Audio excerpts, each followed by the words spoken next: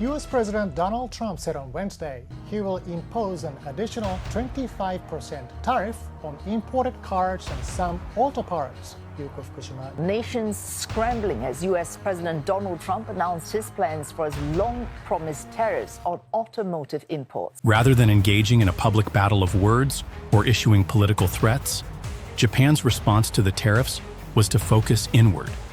The country's automakers, recognizing that direct retaliation would only further escalate tensions, chose to double down on innovation and production efficiency. Toyota, for example, fast-tracked its plans to develop and manufacture a new hybrid engine line that would be produced in Japan and exported globally. This wasn't just a response to the tariffs. It was an opportunity to reaffirm Japan's leadership in hybrid and electric vehicle technology. At the same time, Honda began shifting its production schedules and reducing its output in Mexico and Canada. The company strategically increased its investments in Southeast Asia, particularly in Thailand, where production costs were lower and the local market was expanding. This move was aimed at diversifying Japan's production base and reducing reliance on North American plants, which were now at risk due to the tariff barriers. Nissan, another key player in Japan's automotive sector, took a bold step forward by accelerating its electric vehicle production.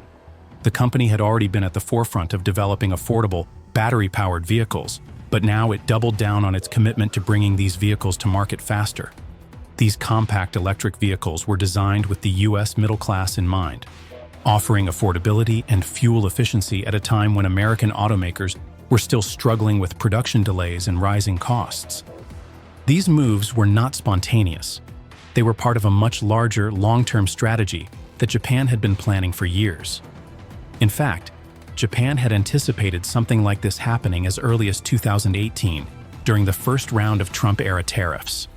This foresight had already prompted Japanese automakers to explore alternative production hubs, digital automation in domestic plants, and supply chain diversification.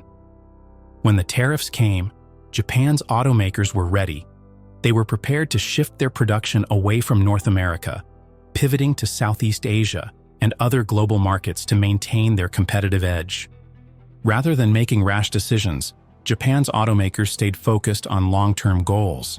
The country's response wasn't driven by emotion, but by careful strategic planning and innovation, setting the stage for a global auto industry that would continue to evolve in favor of Japanese leadership. Behind the scenes, the Japanese government played a pivotal role in coordinating Japan's strategic response to the tariffs. The Ministry of Economy, Trade, and Industry, METI, was tasked with working closely with major automakers to assess the impact of the tariffs on Japan's automotive sector and to devise a set of countermeasures. The Japanese government's involvement was essential because the global automotive industry was undergoing rapid transformation, with electric vehicles, EVs, becoming the new battleground. Japan's commitment to sustainable transportation was already well established, and the tariffs gave the country an opportunity to accelerate its efforts in this direction. For instance, Toyota had been working on solid-state battery research for several years, positioning itself to be a global leader in this cutting-edge technology. Similarly, Honda had entered into a partnership with General Motors to share battery technology for their future electric vehicle platforms. The country's strong position in hybrid and battery technologies meant that Japan could not only weather the immediate impact of the tariffs, but also take control of the future of the auto industry. The government's approach was methodical, relying on a combination of diplomacy and economic leverage to help guide Japanese automakers through this turbulent period. METI officials also began to reach out to countries in Southeast Asia, such as Vietnam, Thailand, and Indonesia, which were eager to attract Japanese investment. These nations offered not just lower labor costs, but also growing local markets for vehicles that would be made in these countries.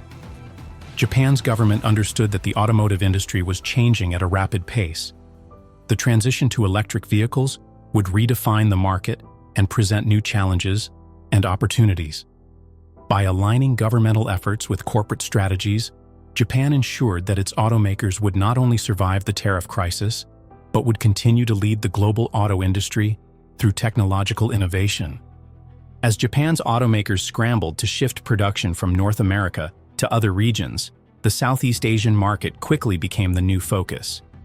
Countries like Vietnam, Thailand, and Indonesia were eager to welcome Japanese automotive investments, offering lower labor costs, favorable trade terms, and expanding domestic markets. For Japan, this pivot wasn't just about cost savings. It was about diversification and risk management. By expanding production in Southeast Asia, Japan reduced its reliance on North American production facilities that were now vulnerable to U.S. trade policy shifts. Moreover, Southeast Asia provided access to growing middle-class markets that would become crucial in the coming years as demand for affordable, fuel-efficient vehicles surged across the region. The production shifts also had strategic benefits. As Japanese automakers restructured their supply chains, they were able to tap into new markets while ensuring that their global logistics systems remained intact. By ramping up production in Southeast Asia, Japan ensured that it would not only weather the tariff storm, but would continue its dominance in the global auto market. These tactical moves by Japan's automotive giants were calculated and designed to ensure that Japan's position in the global auto industry would remain strong, no matter the challenges that arose from U.S. tariffs or trade disruptions. As the world's largest automakers shifted their focus to emerging markets, Southeast Asia became an essential part of Japan's long-term growth strategy. As the U.S. government imposed tariffs on vehicles imported from Mexico and Canada, the intended purpose was clear: to encourage domestic manufacturing in the United States and bring auto production back to American soil. However, the unintended consequences of these tariffs quickly became evident, not only affecting Japan, but also having ripple effects across the entire global automotive industry. The U.S. consumer market, which had been a significant source of sales for Japanese automakers, was suddenly faced with higher prices, longer wait times, and fewer vehicle options. This was a direct result of the tariffs, which raised the cost of vehicles, particularly those coming from Mexico and Canada, where many Japanese companies had established production facilities. But perhaps the most striking unintended consequence was the lack of impact on American automakers. The tariffs, designed to boost U.S. manufacturing, didn't translate into a clear advantage for domestic car brands. In fact, the price hikes caused by the tariffs didn't result in a significant boost to the sales of American-made vehicles. U.S. consumers still gravitated toward Japanese vehicles, drawn to their reliability, fuel efficiency, and lower total cost of ownership. While Japanese automakers faced the brunt of the tariffs' financial burden, they found ways to maintain their market share through strategic adjustments and innovation. This left the U.S. market with a growing gap between demand for Japanese vehicles and the ability of American automakers to meet that demand. The reality was that Japanese cars were still perceived as superior in terms of quality, fuel efficiency, and value for money, key attributes that U.S. consumers valued highly, regardless of trade barriers. In the U.S. economy, many local parts suppliers and dealerships that depended on Japanese manufacturers for production and sales faced disruptions. In states like Michigan, where a significant number of small suppliers relied on orders from Japanese automakers, the tariffs caused reduced order volumes, leading to job insecurity and economic stress. Similarly, in Texas, where Toyota had one of its major North American headquarters, local officials voiced concerns that prolonged trade friction could negatively impact both state revenue and employment. While the U.S. government intended to stimulate domestic manufacturing, the impact of tariffs on the global supply chain was far more complicated. The rise in prices and fewer choices for consumers, combined with the lack of significant gains for American manufacturers, made the U.S. auto market less predictable. These tariffs not only failed to achieve their goal of boosting American-made cars, but they also showed how interconnected the global auto industry truly was. Punishing one part of the chain had unintended consequences that affected both U.S. consumers and businesses alike. While the U.S. focused on tariff imposition and political confrontation, Japan adopted a more subtle, strategic approach to address the fallout. Japanese automakers were not interested in engaging in a loud media war or participating in political squabbles. Instead, their response was measured, focusing on innovation, production shifts, and supply chain diversification. Rather than playing a defensive game, Japan focused on reaffirming its leadership in the global automotive market, doubling down on technological advancement and global market expansion. Nissan, for example, made a bold decision to focus on affordable electric vehicles, EVs. The company had already been at the forefront of developing electric mobility solutions, but now it accelerated the production timeline for its compact, fuel-efficient EVs. These vehicles were specifically designed to meet the needs of middle-income U.S. buyers, where American automakers were still struggling to keep pace with price and efficiency. By accelerating the timeline for these EV models, Nissan was not just reacting to tariffs, but leveraging them as an opportunity to increase its presence in the American electric vehicle market, a market that was rapidly expanding. Toyota also responded by focusing on hybrids, a segment where Japan had long maintained a competitive edge. The company shifted production of its hybrid models from Mexico to Japan and Thailand, ensuring that its hybrid cars could still reach U.S. consumers, despite the tariffs. This strategic move allowed Toyota to stay ahead of the curve in the hybrid market, while also mitigating the impact of tariffs on its supply chain. Honda, too, increased its focus on battery electric platforms and domestic production, while simultaneously enhancing its partnerships in global battery technology development.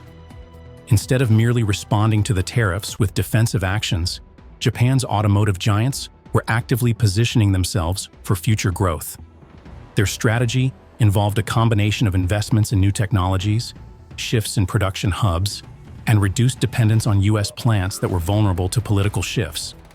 They also avoided public political confrontations, focusing instead on delivering superior products to consumers. Japan's response wasn't just about surviving the tariff battle. It was about turning adversity into opportunity. By focusing on innovation, flexibility, and strategic partnerships, Japan's automakers ensured that they remained competitive in the face of mounting trade barriers. In March 2025, the Bank of Japan, BOJ, convened a pivotal meeting to assess the nation's monetary policy amidst rising inflation and global uncertainties.